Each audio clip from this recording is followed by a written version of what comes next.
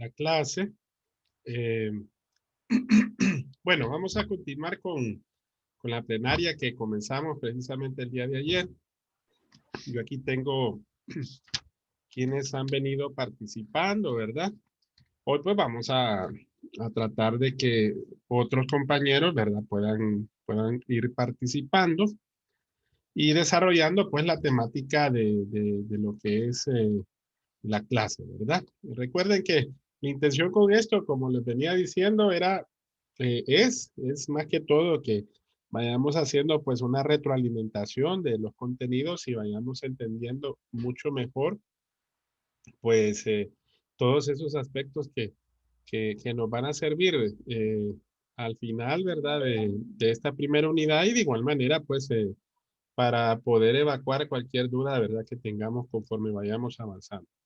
Bueno, ayer, si ustedes se recuerdan, recapitulando, hablamos un poco de lo que es el conocimiento, reflexionamos también en cuanto a los momentos del conocer. De repente no definimos propiamente lo que es el conocimiento en sí, pero dentro del material, pues, tanto dentro del material como también dentro de lo que es el desarrollo de la lección, podemos encontrar algunas definiciones.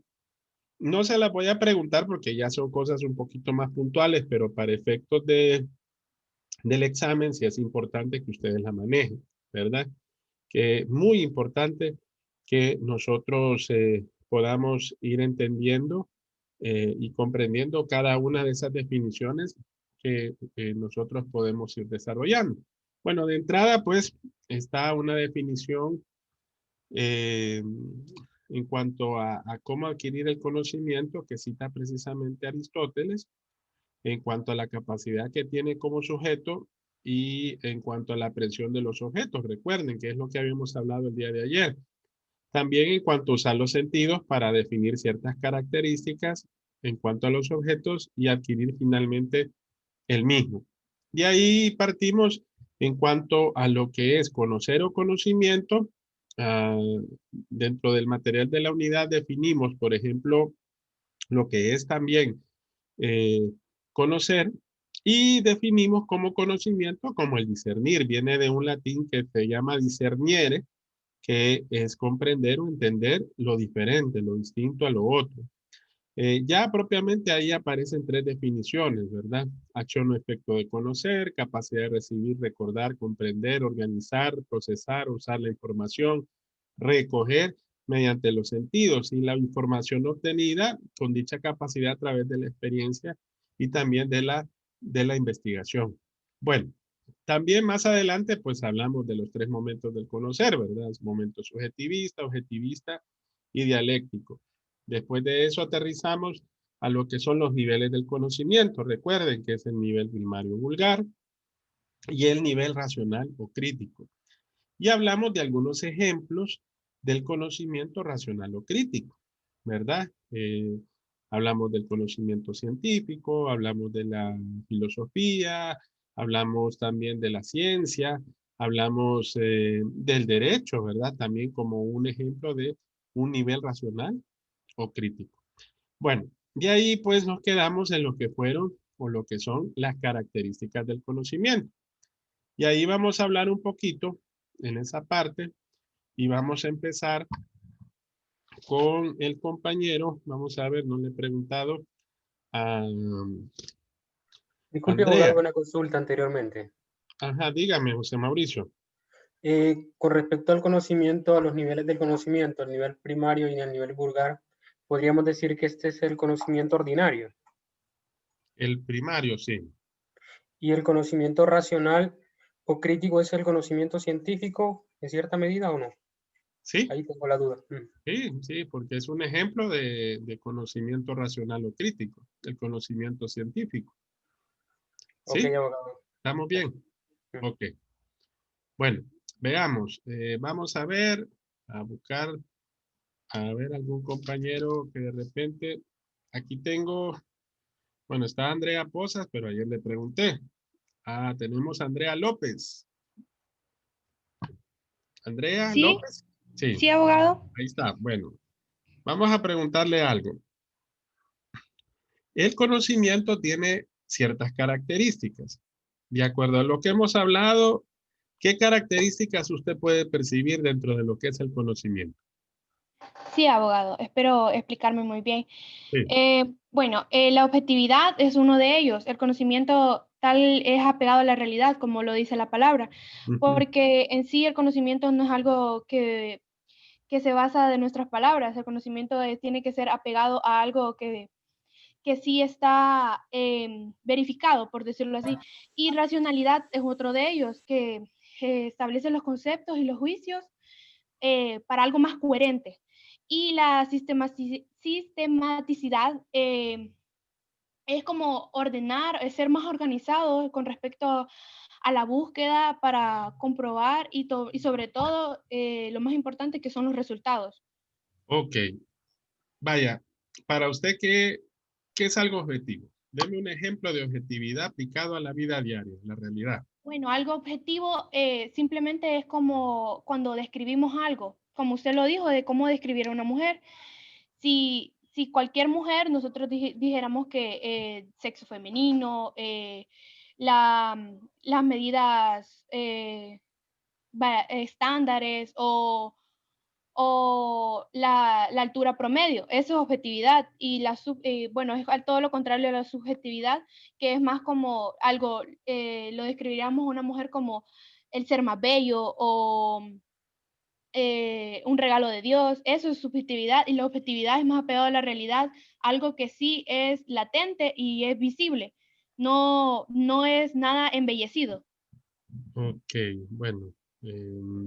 Vaya, le voy a plantear algo así que de repente está relacionado con el objetivo. Imagínese que venga, vaya, por ejemplo, venga una de sus compañeras de acá, vaya, digamos Angie, y venga y le comente un chisme a usted. No le Ujú. estoy diciendo que Angie es chismosa, ¿verdad? Pero imagínese que Angie viene y le dice un chisme. Y eso que usted cree será objetivo. Lo que yo creo,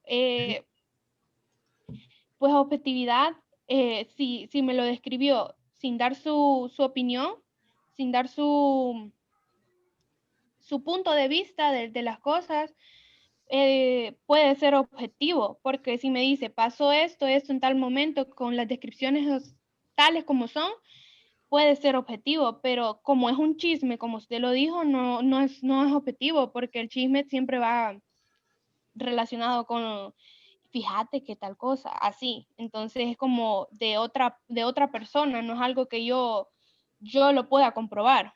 Vaya, digamos usted, para que eso deje de ser un chisme, ¿qué es lo que tendría que hacer usted para poder... Verlo con mis propios ojos y verificar que es cierto, que lo que me dijo en realidad es lo que es, ¿cómo usted puede verificar que algo es cierto? Si de repente no estuvo en el momento ni lugar, ¿cómo lo podría hacer? con pruebas.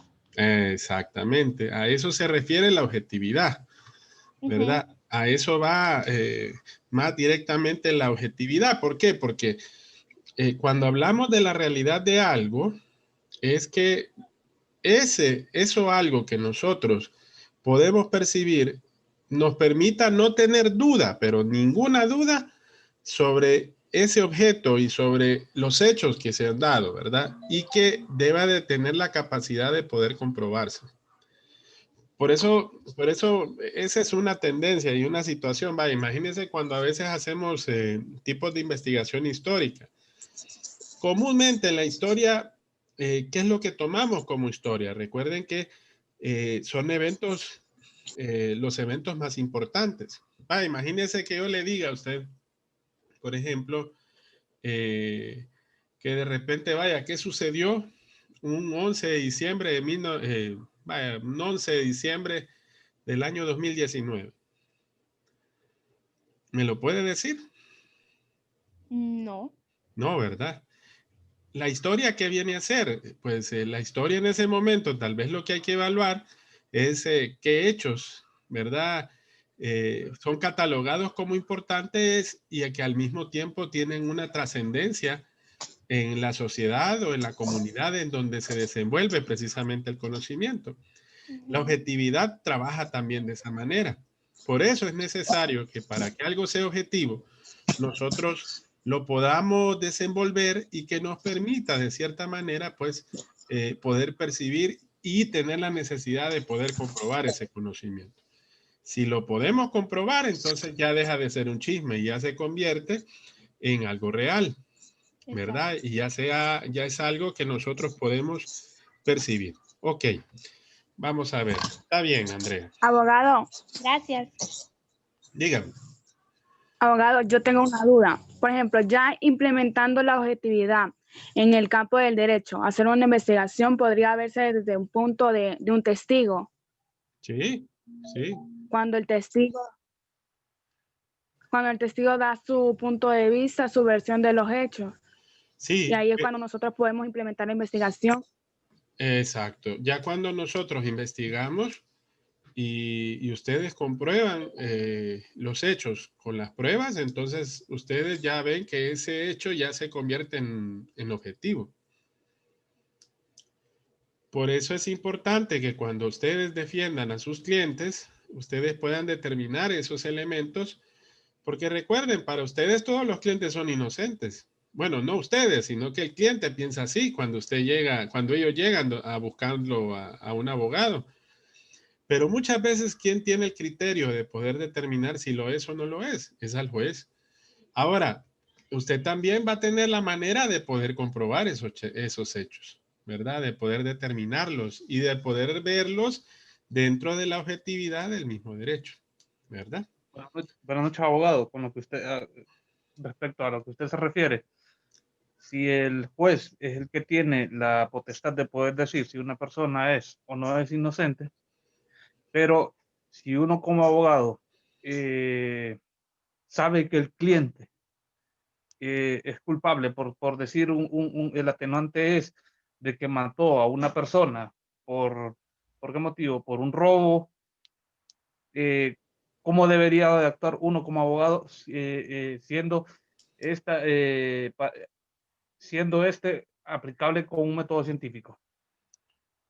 Bueno, tal vez ahí lo que entiendo, José Francisco, es lo referente a lo que propiamente usted puede tomar como caso al momento de que un cliente le dice a usted, vaya, por ejemplo, mire, yo soy inocente, pasó esto. Claro, usted va a defender la postura de su cliente en base a los hechos y a las pruebas. Recuerde de que dentro de la perspectiva de las cosas, uno como abogado tiene cierta percepción de poder entender lo que usted está viendo. Usted tiene que ser sincero con su cliente. ¿En qué sentido? Bueno, de repente ella le dijo, no, mire, yo soy inocente. Pero a la luz de las pruebas, usted como abogado le va a decir, no es cierto. No es cierto, porque la prueba me está diciendo de que usted lo mató y usted cometió ese delito. Entonces, usted tiene que serle sincero a su cliente. En base a los hechos, usted la opción que tiene es esta y conforme a lo que establece la ley. Porque ¿cuál es el problema que tenemos dentro de la falta de la objetividad? Ese es lastimosamente el mal sentido que tiene el derecho para buena parte de los colegas abogados. Porque claro, usted me va a decir, bueno, de repente abogado, si tomamos esa postura, pues muchos de los abogados, muchos de los clientes no nos van a buscar porque tratamos de ser objetivos. Pero usted lo que sí tiene es el derecho de escoger a su cliente. La ética en cuanto a poder recibir, por decir así, una demanda y de poder decirle, sí, mire, yo puedo llevar su demanda. Y de esa manera poder catalogarle o en base a los hechos y a las pruebas que se está analizando, las opciones que usted tiene son estas. De ahí ya depende del cliente de que si toma la opción de poderlo hacer. ¿Qué pasa con los malos profesionales de las ciencias jurídicas? Y ahí es cuando terminan mal, que lastimosamente le ofrecen que va a ser inocente, posiblemente se fabriquen pruebas. Entonces, ahí tenemos un problema grave. ¿Por qué? Porque se pierde esa característica de la objetividad. Porque la objetividad tiene que ser a la luz de lo correcto. Bueno, no tanto de lo correcto, tiene que ser a la luz de las pruebas. porque debe de ser objetivo en ese sentido, ¿verdad? Por eso, cuando se aplica el método científico, la ciencia de cierta manera tiene su manera de poder desenvolver las cosas. De ahí viene el dicho, y no solamente es un dicho, sino que también es palabra bíblica, que la verdad tarde o temprano siempre sale, ¿verdad? Y bueno, Jesucristo le dice, y nos hará libres, ¿verdad? Entonces, en ese sentido, cuando se analiza una prueba, hay que ser lo más objetivos posible. Usted, vaya, recuerde que cualquiera de nosotros puede llegar a ser un fiscal, puede ser un defensor público, puede ser un juez, ¿verdad? Y cuando nos toque analizar todo, va a ser en base al mismo derecho y en base a los hechos, pero más que los hechos, es a las pruebas que sus clientes que los clientes propongan, ¿verdad? Que en este caso las partes propongan, para efecto de provocar una sentencia que sea conforme a derecho, ¿verdad?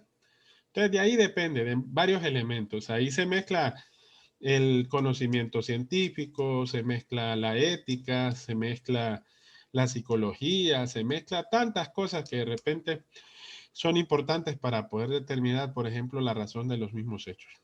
¿Ok? Bueno, vamos a continuar con la siguiente pregunta. Digamos, vamos a ver, Junior. Un varón, Junior Bustillo. ¿Está Junior?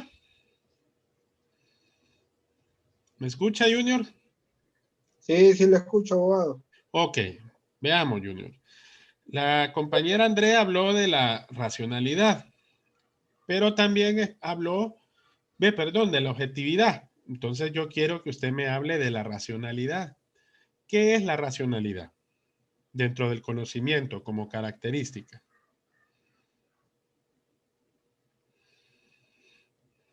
¿Qué lo entiende usted? Con sus propias palabras, no se preocupe.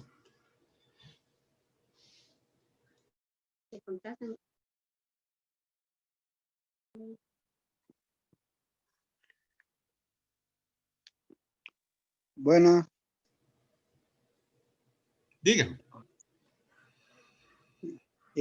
bueno, con mis propias palabras, voy a ver si me doy a entender. Cuando uno con su propio pensamiento y observación, observa y deduce de tal cosa. Por ejemplo, cuando hablaba de la persona que decía que era esto, lo otro, entonces uno viene y se forma una imagen de esa persona como que ya la conozco, pero nunca le he visto esta acción a tal persona. Entonces uno viene como raciona sobre esa persona. Pero ahí lo está confundiendo con el razonamiento, estimado. Ya, algo racional, ¿qué es? Por ejemplo, si se refiere a la razón, tiene razón, o sea, en ese sentido nos toca hacer conceptos, nos toca hacer juicios, nos toca hacer razonamientos, pero ¿cómo esa razón se relaciona propiamente con con las premisas que nos tocan, que a nosotros, con los enunciados, mejor dicho, que nosotros debemos de presentar? Lick, si me permite participar en eso, mío, para completar lo que dijo el compañero. Ajá, dígame, Marcos. Bueno, creo que es más que todo sobre la racionalidad. Obviamente está relacionada con la razón, pues, que es la capacidad que tenemos todos para deducir algo, para llegar a un fin, a algún concepto. Y pues, ya que somos profesionales del derecho, pues, que nos estamos formando en eso, creo que para llegar a esa razón o a ese fin, hay que seguir ciertos métodos que son, puede ser método científico o cualquier otro que utilicemos para este tipo de procesos, investigaciones. Uh-huh. ¿Alguien más? ¿Alguien más que de repente aporte un poquito más a Junior y a Marcos? Sí, no, abogado. Dígame. Sí, es que la racionalidad es eso, que uno viene y lo relaciona, los casos, y ve cómo lo puede vincular conforme a la ley, o contrastar a la ley. Y así uno coordina y y dar los conceptos del sistema o de lo que uno quiere llegar. Ajá. Abogado, Abogado, Dígame, Dominic. abogado, Sí, ¿puedo participar? sí, dígame, Dominic. Es que según lo que vimos en el material, yo entendí que la racionalidad sí tenía que ver con el razonamiento, pero entendí que era parte fundamental de la ciencia, por decirlo así, ya que gracias a ella teníamos que buscar, como usted dijo, fundamentos o bases coherentes en por ejemplo, en un juicio para evitar las contradicciones y ambigüedades dentro del tema. Entonces entendí que era parte fundamental de la ciencia, ya que dentro de ella había conceptos, el juicio y el uso del razonamiento. Y Así es. hacíamos pensamiento crítico dentro de ella, Ok, para, como le digo, evitar las contradicciones y las ambigüedades. excelente, Dominic. A esa parte quería llegar. ¿Por qué? Porque míreme, ¿cuándo es algo racional? Cuando es coherente con el sentido común. Cuando algo no rompe reglas que de repente ya la misma ciencia establece y que ya son comprobadas. Vaya, ¿cuáles son esas reglas? Las reglas de la lógica, por ejemplo. abogado, Dígame, Paola. disculpe, sobre eso era, por ejemplo, yo entendí más o menos que es como a través de las observaciones uno hace como razonamientos lógicos y para ordenar las ideas más o menos y entrar, o sea, como se dice, ya como las leyes están, es dar un concepto más o menos en base a eso. Sí, y que no sean contrarios unas con las otras. ¿Se recuerdan ustedes que cuando hablábamos de las premisas que se dieron en el mundo antiguo, una de las cosas que era conocimiento o de lo que nosotros llamamos parte del conocimiento y antes no se le decía, era el logo, ¿se acuerda? Que decíamos que uno de las premisas que usted debía tener es que los razonamientos no deben ser contrarios entre sí, ¿verdad? Que deben ser verdaderos. Vaya, por ejemplo, Dominic presentó un ejemplo bien típico. Imagínense que las pruebas sean coherentes con la realidad de los hechos. Algo que esté dentro de las mismas reglas de la lógica. Vaya, por ejemplo, una persona no puede estar en dos lugares distintos, ¿sí o no? Y de repente viene el cliente, uno de los abogados, como habíamos hablado con José Francisco, presenta pruebas falsas y presenta testimonios para cubrir de que ese cliente estuvo en un mismo lugar y como para desenvolver de que no estuvo en el lugar de los hechos para no ser acusado por el delito. Entonces, ¿qué le corresponde en este sentido al juez? En base a la luz de los hechos y las pruebas, tiene que ser racional. ¿Y qué significa ser racional? Bueno, que en base a eso, él tiene que determinar en qué lugar estuvo la persona, el acusado. ¿Y cómo lo va a hacer? En base a las pruebas. Las pruebas le van a decir. Y él tiene la discrecionalidad de determinar qué pruebas son las más factibles para poder determinar que así fue. Imagínense que de repente, racionalmente, no pueden estar en el mismo lugar dos personas. Pero ¿qué pasa cuando de repente tal vez la persona para cometer un delito se movilizó de un lugar a otro y hizo parecer como que esa situación sucedió a la misma hora? Bueno, ahí es donde la prueba juega un papel importante y debe de ser, ahí se une el elemento anterior, se recuerdan que es la objetividad, que la prueba esté dentro de la realidad de los hechos. De esa manera, pues el juez va a poder determinar, teniendo objetividad y racionalidad, quién fue la persona culpable y si él es culpable. Si él, en base a esos hechos y pruebas, ve que son objetivas y racionales, él va a determinar que la sentencia sea justa, ¿verdad? Y sea conforme a derecho, ¿verdad? Más que todo, ¿verdad? Ok. Entonces, si se fijan, Por eso ven las características del Abogado, conocimiento. buenas noches. Marlon, dígame, Marlon. Buenas noches. Un claro ejemplo es como el caso de Kevin Solórzano, Ajá. que él estaba en el problema que se le acusaba, estaba en el lugar de la casa de él y en ese mismo momento también estaba en la universidad. Ajá. Bueno, ahí el juez o los jueces, porque recuerden que también en una primera instancia lo tocó determinar un juez de su competencia y posteriormente en la Corte de Apelaciones 3 jueces fueron los que determinaron, ¿verdad? ¿Cuál fue la relación de los hechos? Exacto. ¿Verdad? De cierta manera es una forma de determinar o de poner un buen ejemplo de cómo puede trabajar la objetividad y la racionalidad. Ok, veamos a ver Ramón Rodas.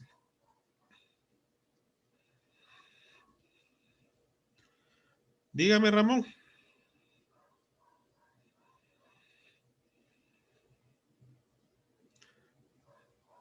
¿Me escucha?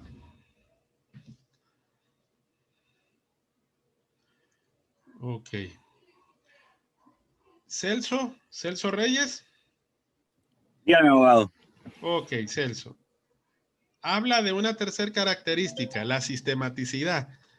¿Qué piensa usted de la sistematicidad como una característica del conocimiento?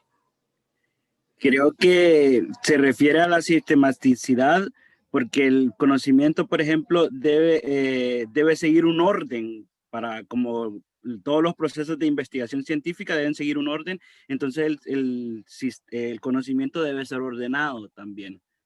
Más o menos eso es lo que logré captar de la parte de sistematicidad. Vaya, un ejemplo, la práctica.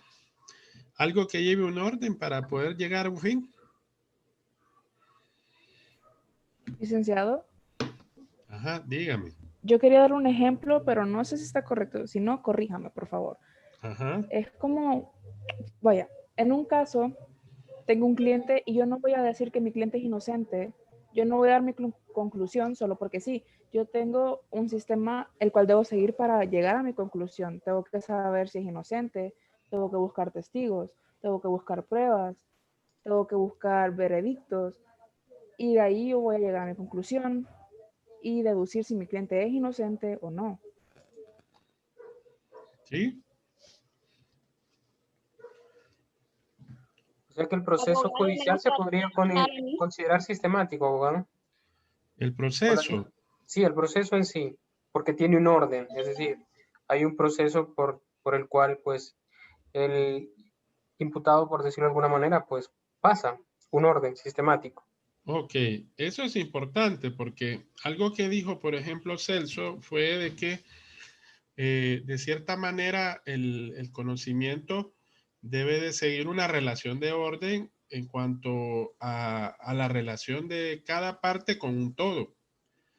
Y esa es la característica teórica de la sistematicidad. ¿Por qué? Porque deben existir planteamientos lógicos que de alguna manera tienen que estar ordenados para lograr un fin. Vaya, por ejemplo, el proceso judicial es un ejemplo práctico de sistematicidad.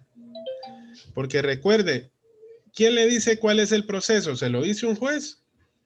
No, José Mauricio, ¿verdad? No se lo dice el juez. ¿Quién se lo dice? Se lo dice la ley. ¿Y para qué se da ese entendido? Bueno, porque todos estamos sujetos a la ley. Entonces, hay un orden coherente de las cosas y están, como usted dice, sistemáticamente ordenados, ¿verdad? Y sí, es un buen ejemplo. Excelente. Abogado, un Dígame, ejemplo de eso Catherine. también podría ser el método científico, porque es un sistema que va ordenado y no ¿Sí? nos podemos pasar de uno al otro. Eso era lo que le estaba preguntando a Celso en ese momento cuando le dije, deme un ejemplo donde dice que va a llegar un fin, que es el conocimiento, y el mejor ejemplo que tenemos es el método científico. ¿Por qué? Porque es sistemático, ¿verdad? Abogado. Sí, dígame. Por eso es que se dice ya en la parte de legislar, o cuando uno va a legislar, se dice que todo el sistema de Honduras es un sistema que ya está sistematizado, porque desde el momento que entra como una iniciativa de ley, ya va evacuando un sistema para poder hacer aprobaciones de ley, reformas de ley, independientemente, llámese cual sea, código penal, código de la familia, código civil, constitución de la república, porque todo pasa a través de un sistema que se viene dando en lo que es la magistratura del Congreso Nacional de la República. Bueno, la misma ley ordena, no sé si ustedes se recuerdan que cuando hablábamos del método de interpretación, el método de sistemático, ese es un ejemplo de cómo se aplica dicho método a la realidad de las cosas. Y usted lo mencionó de cierta manera, cómo debe de ser el Estado de forma ordenada, porque la misma ley le dice cómo está organizado. Vaya, ¿cómo yo sé, José Francisco, a qué lugar tengo que ir a aplicar mi derecho de petición? Porque recuerde que el artículo 80 de la Constitución me dice que yo tengo derecho a pedir. Pero que le paren bola, ¿verdad, José Francisco? Es otro rollo. Pero imagínense que usted vaya al lugar que no es el indicado. ¿Cómo me voy a dar cuenta dónde tengo que interponer una determinada demanda? Bueno, el sistema judicial está ordenado mediante tal manera, como decía usted, que me dice con lujo de detalle cómo debo de presentar esa demanda, a dónde debo de presentarla. Vaya, a veces, si ustedes se fijan, esas tres características están relacionadas entre sí. Racionalmente y lógicamente, ¿a dónde tengo que ir a una institución cuando yo tengo que hacer, por ejemplo, cualquier tipo de reclamo? Toda institución, claro, que no está establecido en la ley, y si lo estuviera, usted lo puede deducir nada más, pero usted lo tiene que catalogar dentro de la misma ley.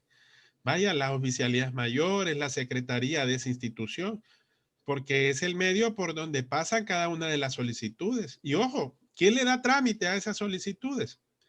Esa área, ese departamento. ¿Quién me lo dice? Bueno, esta característica que se llama la sistematicidad, ¿verdad? Vaya, le voy a dar un ejemplo de lo que está sucediendo actualmente, ¿verdad? El caso de lo que es el ingeniero o abogado Orán. Ayer yo escuchaba en una plenaria lo que decía un abogado penalista. ¿Por qué no se llevó al abogado Bográn? Por ejemplo, se llevó la denuncia fue interpuesta en un juzgado, en donde es un juzgado común y no donde es los otros delitos que se le están imputando, que sería en todo caso, porque todavía no ha salido el requerimiento fiscal, que es por los ¿cómo se llama? Por los juzgados anticorrupción. O sea, son dos cosas muy distintas por lo que se le está llamando a él, ¿verdad? Pero el abogado decía de que era porque solo son 3 personas y llevarlo ante un juzgado anticorrupción era por el hecho de que se estaba admitiendo de que había una mafia completa, decía él. No sé qué opinión tendrá usted sobre eso, un abogado penalista. Sí, usted bien lo dijo. ¿Cómo voy a saber yo cuando en un determinado momento voy a generar una causa sabiendo que la misma ley me va a recibir, por ejemplo, esa causa? El mismo Código Penal lo establece. Y depende del tipo de delito, ¿verdad? Si dentro del delito está catalogado como un acto de corrupción, pues entonces el juzgado, en este caso, que es de corrupción, es el que debió de haber visto entonces y haber considerado el hecho para poder ser analizado, ¿verdad? No como de repente se pudo haber considerado como un delito común. ¿Esto qué puede provocar dentro del proceso? Bueno, puede provocar algún vicio. Y lastimosamente, como nuestro país, yo le digo, ese país se llama, la analogía que utilizo generalmente en cuanto a ciertos aspectos de la administración y también de la vida política y judicial de nuestro país es como el país de Alicia. Ustedes se recuerdan de ese cuento, ¿verdad? Alicia en el País de las Maravillas. Lastimosamente, hay muchas cosas que dentro de la realidad no tienen una aplicación, ¿verdad? Factible, lógica, racional, objetiva, sistemática, ¿verdad? Reuniendo esas tres características de las que hablamos ahorita, ¿verdad? Y como dice, de ahí es que uno recoge que lastimosamente la justicia no es para los que deben de aplicarse efectivamente la misma, es para la gente de los pies descalzos, dice el dicho, ¿verdad? Entonces, lastimosamente, ahí tenemos problemas graves, ¿verdad? Dentro de nuestro sistema de justicia. Y ahí viene el mejor ejemplo, mire, sistema de justicia, ¿verdad? Ese es un ejemplo de sistematicidad. En mi caso, por ejemplo, yo soy periodista de profesión. Mi otra profesión es periodista. Si yo, por ejemplo, hago una declaración en contra de una persona sin tener las pruebas fehacientes, a mí me van a, por ejemplo, me pueden demandar por un delito de calumnia, por ensuciar el honor de una persona, y no me recuerdo cuál es la otra causa por la cual a mí me podrían requerir a una querella, que al final puede ser desenvolverse en una disculpa pública o en seguir todo un procedimiento que tendría que llevarlo a cabo para poder probar, pero tendría que llevarlo con las pruebas. ¿A dónde tendría que regirme yo para poder, por ejemplo, llevar todo ese proceso? En la misma ley, ¿verdad? La misma ley le dice a usted dónde yo tengo que llevar un determinado proceso, cómo sigo ese proceso.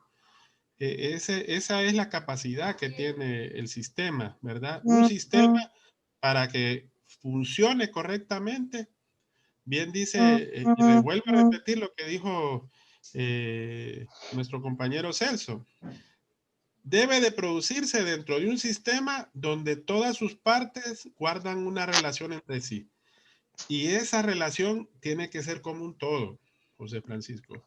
¿De qué me sirve, por ejemplo, que cada parte funcione de manera independiente si al final no quiere fortalecerse lo que es nuestro sistema de justicia? Y ojo, que esos planteamientos sean lógicos y que tengan relación entre sí con una jerarquía y una relación de orden en cuanto al objeto y el problema que se está tratando, ¿verdad? Entonces, sí, eso es muy delicado, ¿verdad? Lastimosamente, en ese sentido, pues a usted le toca desenvolverse en una profesión que es bastante dura y crítica en ese sentido, ¿verdad? Y la única manera de encauzarse dentro de esa relación de hechos es basado precisamente en estas características que estamos hablando en cuanto a lo que es el conocimiento. Ok. Quedé con una duda de María José. María José, ¿está por ahí, María José? Hola. Sí, es que usted me dijo algo y quedé como quien dice todavía preguntándome el ejemplo que usted me hizo. Y me gustaría que me lo repitiera porque usted me lo expuso como un ejemplo dentro de la sistematicidad. ¿Por qué? Porque yo creo que en un caso o en cualquier lugar para llegar a una conclusión, puede ser ya hasta en un informe, en un trabajo, yo tengo que dar una conclusión, ¿no? Pero yo no puedo irme de un solo a llegar a una conclusión. Yo tengo que saber el porqué de mi conclusión, por qué voy a buscar el porqué de mi conclusión. Hay todo un sistema detrás de eso. Ah, ok. Ah, ya le entendí, sí. Sí, porque vi el Abogado. contexto, pero no vi la razón de ser. Está muy bien. Ok. Oni. Abogado, buenas noches. A mí, Buenas noches. desde mi punto de vista, la sistematicidad viene siendo como un mapa mental, donde todo tiene que llevar relación y tiene que haber una jerarquía. Me acuerdo de un ejemplo que usted nos puso sobre una persona y dijo que les decía, piensen en una pelota, piensen en esto, piensen en lo otro, y ustedes decían, ¿qué relación tienen esto? Luego vino y todo tenía relación. Igual cuando dijo que uno para acercarse a una persona, un varón viene, se empieza hablando sobre fútbol, porque usa la lógica, el razonamiento lógico, como que el varón no va a usar el fútbol, entonces empiezan hablando de fútbol, empiezan hablando, terminan luego con la familia y ven en sí cuál es el tema para tocar con esa persona y así romper el hielo. Entonces esa sería como el punto base para hablar. Esa sería como la sistematicidad para mí. Sí, no, y está bien. Dentro del punto básico, sí se toma como un ejemplo de sistematicidad. ¿Por qué? Porque es una forma de saber sobrellevar, por ejemplo, una plática. Si usted lo hace de forma ordenada, de antemano, pues usted cumple con un fin. ¿Cuál es el fin? Mantener, pues, un diálogo entre dos personas. Ahora, si lo vemos desde la perspectiva del conocimiento, usted mencionó algo importante, que dichos criterios deben de estar lógicamente ordenados. Eso es importantísimo. ¿Por qué? Porque si hay algún criterio que no es cierto o que no es verdad, entonces, desde el momento que se rompe ahí ese elemento de sistematicidad, entonces tenemos un fallo grave, por ejemplo, en nuestro sistema de justicia, en si habláramos del cuerpo, imagínense que de repente falle algo dentro de nuestro sistema nervioso. Es seguro que esa parte del todo va a ser que algunas partes que estén relacionadas también van a faltar o van a fallar, ¿verdad? Entonces, ven cómo funciona la sistematicidad, viéndolo desde las diferentes perspectivas de cómo adquirimos el conocimiento, ¿verdad? Porque recuerden que es en eso que estamos basando precisamente ese tipo de conocimiento. Ok, bueno, miren cómo se fue la hora y solo hablamos de 3 características, ¿verdad? Ya se nos fueron 40 minutos de la clase. Bueno, vamos a hacer una última pregunta. Vamos a ver aquí. Hoy me han participado más que el día de ayer, eso me alegra. Veamos, vamos a buscar a alguien de la siguiente página. A ver, que no me haya participado. Scarlett Amador. Presente, Lee. Ahí está Scarlett. Sí, aquí estoy. Ok, le escucho un poquito bajo. Voy a subirle un poquito el volumen. Ok, Scarlett. Mire, vamos a hablar de algo, vamos a hablar de un poquito de historia. ¿Cómo se origina ese tema de la ciencia? ¿A quiénes fue que le tocó precisamente estudiar de inicio esa diferenciación en la edad antigua en cuanto a llegar a ese tema de la ciencia? Quiero que me explique un poquito de eso. Eso salía en un video, precisamente dentro del contenido. Dígame, Scarlett. Bueno, a eso le tocó a los presocráticos, Ajá. que era Tales de Mileto, Sí, Pitágoras. sí, sí, sí. ¿Ellos quiénes eran? Eran filósofos, ¿verdad? Sí. Ok. Entonces, ¿qué fue lo que vieron en la naturaleza que les permitió hacerse algunas preguntas? Ellos tenían como... Es que el hombre por naturaleza es curioso. Entonces, pues ellos...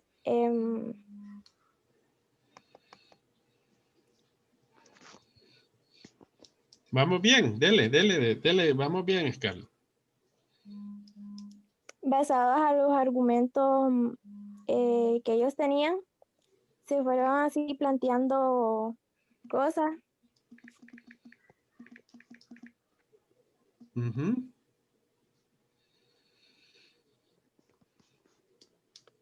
Licenciado, ¿puedo apoyar a la compañera? Sí, dele, Evelyn. Bueno, es que ellos lo que querían hacer era una distinción, o sea, separar el sentido común o lo mítico que estaba en ese tiempo en Grecia Sí. con el epístome, que se dio la doxa, el epístome y que se dio la ciencia. Ajá. Porque, o Querían sea, en ese tiempo diferenciar querían el diferenciar sentido común.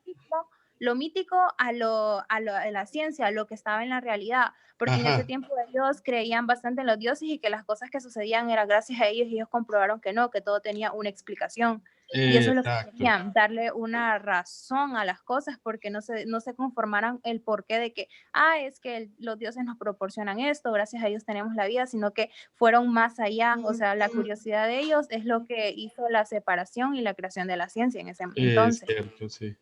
Porque eso fue Ajá. en la antigua, o sea, lo que usted dijo. Después de eso sucedió con el tiempo y se dio la separación. En la edad moderna creo que fue de que se dio la separación totalmente de la ciencia con la filosofía y se creó una nueva organización, pero eso está más adelante en el contenido. Ok. ¿Cuál fue el aporte fundamental de los griegos, Evelyn? En base a lo que usted dijo. La distinción de la ciencia, que fue la doxa y la epístome. ¿Segura? Bueno, a mi criterio. Usted dijo algo importante, que cuando ellos hablaban de que los dioses no me habían, ¿ellos qué vieron en la naturaleza? Ellos querían establecer el origen de las cosas, la realidad. En otras Separar. palabras, sí, vamos bien, sí. ¿Alguien que le quiera ayudar a Evelyn? Abogado. Muy bien, Existían Evelyn. relaciones causales. Permítame. Carla. Abogado, Carla. voy a ayudarle a la compañera. Jocelyn, ok, perdón, Carla. Dígame, sí. Jocelyn. El aporte fundamental de los griegos creo que era que los fenómenos tienen una explicación y tiene una causa y un efecto. Ajá. Ese fue el aporte fundamental de los griegos. En otras palabras, todos los fenómenos, y lo dijo Carla también, yo la escuché a Carla también, dígame. Abogado, un ejemplo de eso sería, ellos determinaron de que si de repente el cielo estaba nublado, llovía. Si empezaba a tronar o algo así, como cuando uno ya ve, cuando ya va a llover, entonces ellos pudiesen ver de que iba a llover. Y si había llovido por bastante tiempo en ese invierno, ellos podrían ver a futuro de que las cosechas para ese año iban también a ser buenas. Abogado, todo lo que dice la compañera, yo lo resumo a lo que nos decía en el video, que el aporte más importante era el uso del razonamiento, que de ahí sale la palabra logos. Ajá. Sí, entonces, si bien lo explicamos, ya ellos pues liberan a que todo va secundario a dioses y todo lo demás, sino que el aporte es que somos seres racionales y vamos a utilizar el razonamiento y de ahí parte todo lo que a partir de ese momento nos ha llevado al conocimiento. Sí, pero lo que dijo su compañera Evelyn es algo importante y también lo aportó también Jocelyn. Es que todos los fenómenos, ese es el aporte fundamental de los griegos. Todos los fenómenos tienen una explicación de una causa y un efecto. O sea, todo en la realidad que nosotros conocemos tiene una explicación de causa y efecto. El problema que tiene el ser humano, como lo decía bien la compañera anteriormente, es la curiosidad que nosotros tenemos. Hay cosas que de repente no podemos obtener respuestas inmediatas. Entonces, para ello, ¿de qué hacemos uso? De la investigación.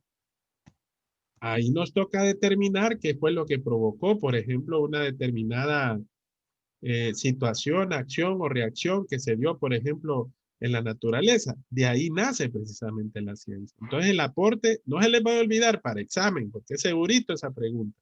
¿Cuál fue el aporte fundamental de los griegos? De que todos los fenómenos de la naturaleza tienen una explicación de una causa y de un efecto, ¿verdad? Todo tiene causa y efecto, en ese sentido. Ese es el aporte fundamental de los griegos. Bueno, les agradezco, participaron bastantitos. Ahorita llevo registrado 2, 4, 6, 8, 10, 12, 14, 15 compañeros y compañeras que pudieron participar. Eso me llena de bastante alegría porque eso significa que estamos leyendo, aunque nos toque leer un poquito ahí, no importa. De ahí nos acordamos, no se preocupen. Y ahí yo sé que otros hacen el esfuerzo de poder estudiar, de poder darle lectura a los contenidos, porque esa es la parte esencial, ¿verdad? Así que mañana, jóvenes, no vamos a tener clases. Nos vemos el día jueves, continuamos con la siguiente plenaria. Yo siempre les voy a compartir estos videos a través del chat. Todavía no he actualizado la página del campus porque, si se fijan, ha estado fallando recientemente. Entonces, hoy iba a actualizar los videos, pero lastimosamente se me hizo imposible. Entonces, siempre los voy a disponer ahí también, por si acaso alguien borra el chat, porque a veces pasa que hay que, para tener un poquito de memoria del teléfono, pues a veces borramos algunos mensajes. Entonces, siempre es bueno tener eso como herramienta secundaria para efectos de los repasos que vamos a tener, ¿verdad? Bueno, entonces les agradezco, sigamos así, leamos el contenido y pasado mañana seguimos con la siguiente etapa. Recuerden que, si no más recuerdo, hoy se cierra el chat, o ayer fue que se cerró. Ayer cerró el ayer, foro. para mañana hay otra tarea. Está la Sí. tarea. Para mañana cerró la tarea. Exacto, sí. Entonces, y recuerden que hay que ir trabajando en la tarea número 3 y en que la fecha de entrega a ambas, tanto el foro, que es del repaso de la clase 2 y 3, como la tarea última, son para el 19 de octubre, ¿verdad? No se les vaya a olvidar. Igual les tenemos pendiente la tarea de los métodos también, ¿verdad? Perdón, Que es para mañana, ¿verdad, abogado? Así es, ese es para mañana, exacto, sí. ¿Cuál es la tarea que es para mañana, perdón? La de la investigación bibliográfica y de campo. Ya la presenté. ¿Verdad? Ok. Bueno. No sin antes decirle a todo el mundo que se cuide ahorita en este momento. Ok. Ya hay casos de reinfección. En mi caso, por motivos de trabajo, me tocó contagiarme, ¿verdad? Y sí. Siempre diciéndoles a todos que guarden las medidas cuando anden en la calle. Esperando de que todo esto se termine. Sí. No, pues Frank, pues lo acompañamos. Qué pesar tener esa situación, pero igual lo miro bien y eso me alegra, ¿verdad? Que se mantenga bien y que bueno, hay que pedirle al Señor, ¿verdad? Que nos vaya sacando poco a poco de esta situación y buen consejo el que recibimos, ¿verdad? Porque de alguna manera si ahorita pues algunos de los que hemos estado con salud se ha permitido, ha sido además de la voluntad del Padre, pues también porque, como usted dice, hay que cuidarse bastante, hay que cumplir las medidas de bioseguridad, que eso es muy importante. Gracias por su consejo, ¿verdad? Y muchas gracias. Vaya, pues bueno, me alegra mucho tenerlos. Créamelo, José Francisco, que va a estar en mis oraciones, vamos a estar pendientes y cualquier cosa me informa, ¿verdad? No. Fíjese que ya casi el proceso, ya casi terminando, lo pasé, gracias a Dios, por asintomático, porque ni dolor de cabeza sentí. Ok, qué bueno, me alegra mucho. Y bueno, hay que seguir adelante, ¿verdad? Dios quiera que salgamos pronto de esa situación, ¿verdad? Amén. Vaya, pues. Bueno, cuídense, estimados. Feliz noche. Y Gracias, nos vemos el jueves, ¿verdad? Buenas noches. Buenas noches. Vaya, pues, hasta luego. Buenas noches. Nos vemos. Buenas noches, abogado. Bye. Buenas noches.